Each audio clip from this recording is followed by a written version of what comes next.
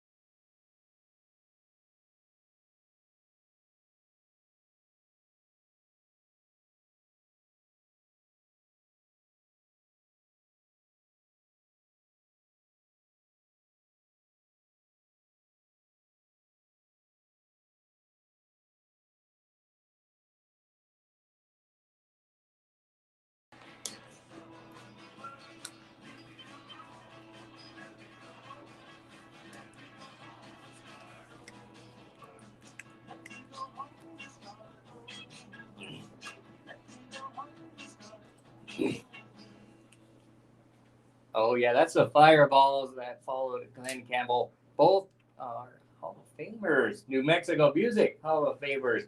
So Fireballs, great group, and then Glenn Campbell, a Rhinestone Cowboy, and he's in the Hall of Fame as well. We're talking to Mr. Abe Torres here at Q102. It's 102.1 FM, 1150 AM. Your super hit station of the 60s and 70s. And look, we have music from New Mexico Music Hall of Famers on our station, so it's just great. You know, it fits the format perfect, especially when you start to get into those Norman Petty studio people out at Clovis. When you talk about, you know, short-lived music career, probably had the largest impact of anybody I've ever seen in the music industry in such a short time, Mr. Buddy Holly. Yes. Yeah, totally. And the story behind the crickets and all that. It's the Hall of Fame has we'll be updating and adding more and more to our description of our Hall of Famers. But Buddy Holly is also in the Hall of Fame along with Norman Petty, the founder of those studios out of Clovis. They changed the world. They didn't just change New Mexico. No, they changed the world. Yes. They changed the attitude that people had. You know, Waylon Jennings is out of there. It's huge. It is, and I think it should be recognized and enshrined. Which brings me to this next subject with much pride. I don't know how many of you realize that there's a new visitor center being built on West Central, and it's officially going to be called the Route 66 Visitor Center. Fabulous plans for that. They broke ground on it last month. And you can just Google Route 66 Visitor Center, and it'll give you updates and plans and visuals on what's going on in there. It's going to include an amphitheater. The Route 66 Visitor Center is going to have a rental space for private functions. It's going to have restaurants. It's going to have a brew pub. It's going to have a museum, which is the most interesting part for the New Mexico Music Hall of Fame, as we were selected as one of the permanent, well, they call it vendors, but it's more of a participant in the museum. We're actually going to be able to display the New Mexico Music Hall of Fame through the use of kiosks and widescreen televisions and showcases for the memorabilia. We have a home. We have a home thanks to the collaborative efforts of the city of Albuquerque, Bernalillo County, absolutely Bernalillo County, the city of Albuquerque, and the state of New Mexico. Yes. You know, these are we're going to, so anybody that gets in the Hall of Fame, they're permanently enshrined. Yes. Or their archives are going to be there forever. This is something that this isn't a pat on the back and a medal, man. This is permanent. It's like any other Hall of Fame, the NFL Hall of Fame, the Rock and Roll Hall of Fame, the Smithsonian Hall of Fame. We're the New Mexico Music Hall of Fame, and forever they'll be there. It's just great. And we're happy to announce the Visitor Center. Diego, were you by any chance aware that they did have the groundbreaking? I did see it, yes. I saw a lot of great people out there, so here we go. It was like the who's who of the west side of Albuquerque. You know, I mean, a lot of participation from the community development agencies up in that district, which it's District 2, on the legendary Route 66. They're going to have the history of Route 66 in there. They've got the maps, the stops, all of New Mexico included in that fabulous Route 66 history. And of course, Albuquerque being the only place where there's actually a Route 66 corner. It doesn't just pass through, but that's a bit of history you're going to have to go do a little research on. But it's kind of interesting that Albuquerque actually has 2 Route 66. Right. You'll find out more about it, man. Thank you for including us. I speak to the city of Albuquerque, Bernalillo County, state of New Mexico, for allowing the New Mexico Music Hall of Fame to establish a permanent home. Before, it was housed in the legendary Christie Records. Yes, that was awesome. On 4th Street. And then Michael, the founder, eventually moved it up to Rio Rancho, where he established a second location. But all of the stuff that he's accumulated through the years and that we're starting to accumulate now will be on display at the museum. So that's just great. It's just great. That's what everyone looks forward to. And with this Route 66 Visitor Center, it's just gonna be great. It's really gonna give some more life to the West Side, and you know, the West Side is one with my heart because I work out there, and it's just great. You know, just great. Great to see. I agree, and it's one of those new expansion areas that's taking up a lot of the new subjects. And there's a third reason why I came along, Diego, and I wear a couple of hats when it comes to sitting on board of directors. I'm also a representative of District 2 for the Bernalillo County Arts Board. Right. And traditionally, the Arts Board is funded by the 1% for the Arts.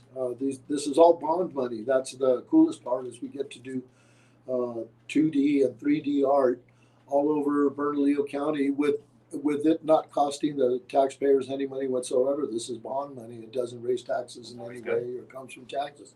It comes from bonds that have already been pre-approved, and it's just a question of dispersing that every time a new project comes up in Bernalillo County, whether it be the development of a new senior center or a fire station or a animal rescue center, 1% of the funds that go to that, and this is also included in this happens along with like street renovations, right, and the Sunport Extension project, the Bridge Boulevard. These are all District 2 projects, along with the Route 66 Visitor Center. Well, sitting on that board, our task is a wonderful task. We get to watch art selected, narrow it down, interview the artists, and eventually issue the contract to a deserving artist, which this day and age, man, it's quite the it's not terribly common that artists have, just because of the COVID thing, that we even have any ability to or an opportunity to get funded for our work. And I think that art certainly is an important part of you know, quality of life in Bernalillo County and everything else. So what we're attempting to do, or I launched the movement through the efforts of District 2 Commissioner Stephen Michael Quesada, was to be a little bit more inclusive. And I love 2D and 3D art, murals, mosaic, pictorial, paintings, you know, photos. 2 and 3D art is incredibly important. But when you use the word like artists, it's an art board. Well, the word art is a lot like athletes. When they say, what's an athlete? Well, he plays, he's a rugby player. She's a swimmer. He plays for the pro football. She's plays for the professional women's basketball. See, athlete is many things. It is. As it is really art. Is. As is art. It is. Art is music. Art is spoken word. Yep. Art is dance. Very art true. is theater. Art is playwriting. Art is you know, can be documented many ways. There's many forms of visual art. Yeah. And our attempts now are to include some visual art. And because of the ability to document things, it certainly meets the criteria of this art has to be available for decades to come. Well, you can film something so easily these days. And totally. You know, and every time you see something on television, the Country Music Awards, the CMA, that thing's, it's archived forever. Yes, exactly. You can go back and see it years from now, you know. So I think the value of including and documenting different forms of art is important. So we're in the process of proposing that a portion of the funds go for that purpose exactly, is to document visual arts. And if you're out there saying, hey, that sounds like a pretty cool idea. I mean, I'm not saying we should stop building sculptures and paintings and mosaic art. Our city's well known for our murals. Yes. We're well known for our mosaic, and we're totally known for our 3D sculptures. You'll see them all over town. You see them on the side of the roads. You see them by fire stations. You see them by senior centers. But to include visual arts is the new concept. If this sounds like something you're into, do us a favor. You know, do the art board a favor and call your commissioner and say, hey, you know what? I understand that the Bernalillo County Arts Board is in the process of petitioning a portion of the 1% for the arts to go to documentation of visual arts. Right. It's simple. It's simple and it's really cool, and I think it's necessary. I definitely think so. I think that's yeah. So if you're out there and you're tuned in, hey, give your commissioner a call. You probably know, probably even neighbors with them. So hey, just chat with them. Commissioners are pretty. I find that they're actually pretty normal people. They are. They really are. They shop at grocery stores. They they buy their cars locally. Yep. Their kids and family attend public school, and they're you know. Yeah. So you can actually talk to them about this. Yeah, commissioners are pretty cool people, as are city councilors too. Right. I've got some colleagues that are city councilors that they're. It's not uncommon to run into them at breakfast at Garcia's Kitchen on 4th Street. So it's kind of cool, man. But yeah, we're really striving for that movement, and I think organizations. All the dance troupes and the theater companies, small theater companies that struggle, man. They struggle.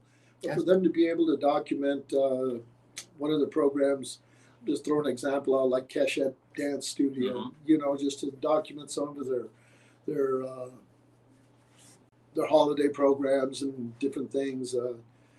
Very valuable to our history in the future, where we can show kids, look, man, this is roots. My concept is you don't know where you're going if you don't figure out where you came from, and documentation of these events. I wish I could have documented all the stuff I personally did musically in the 60s and 70s. It's a memory. I could describe it, but boy, when you visually have something imagine if they hadn't filmed Woodstock, man. Oh, I know.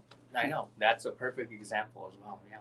No, it's a good idea. It's definitely a good idea. And Bernalillo County Arts Board, part of the public art program, and I think that would be great to get those visual arts, the dance, the music, just so many flamenco, of course, is part of that with the music and dance. So that's something that can be. We're one of the recorded. flamenco hubs of the world, Diego. Exactly. So they can actually be able to be on that Bernalillo County public art program. So I think that could work. I think that definitely would work.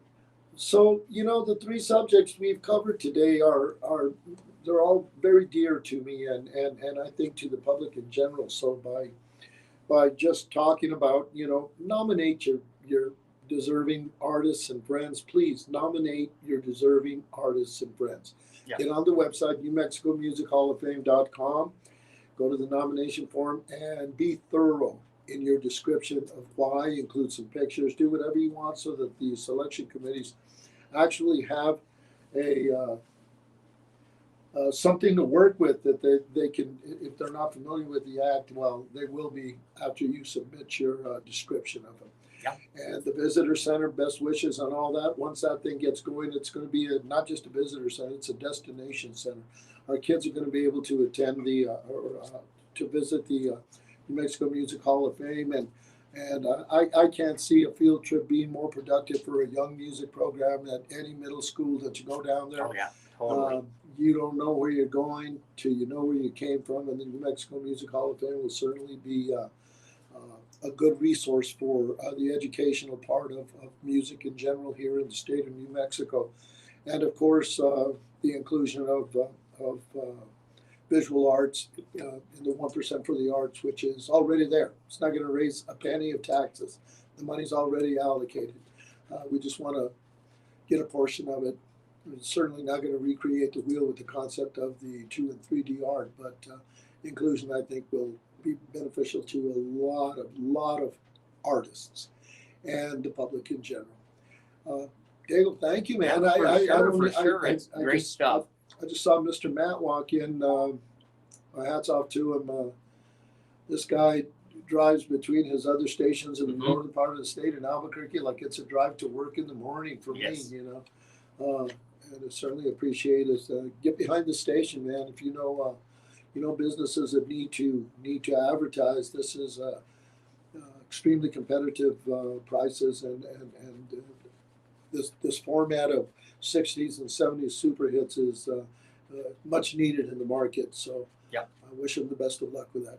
Well, thank you again, Abe, Mr. Abe Torres, the Vice President of the New Mexico Music Hall of Fame, for coming in this morning and chatting with us with those awesome and very important things coming up, especially the nominations. That's coming. They close on May 31st, guys. Get online, NewMexicoMusicHallOfFame.com. You can check out the nominations, inductees, sponsorship as well. So just check it out. It's very cool. Thanks again to Mr. Abe for coming in. Always great to have him here in the studio. We're going to have a quick break, and then we're coming back with some Buddy Holly and the Crickets.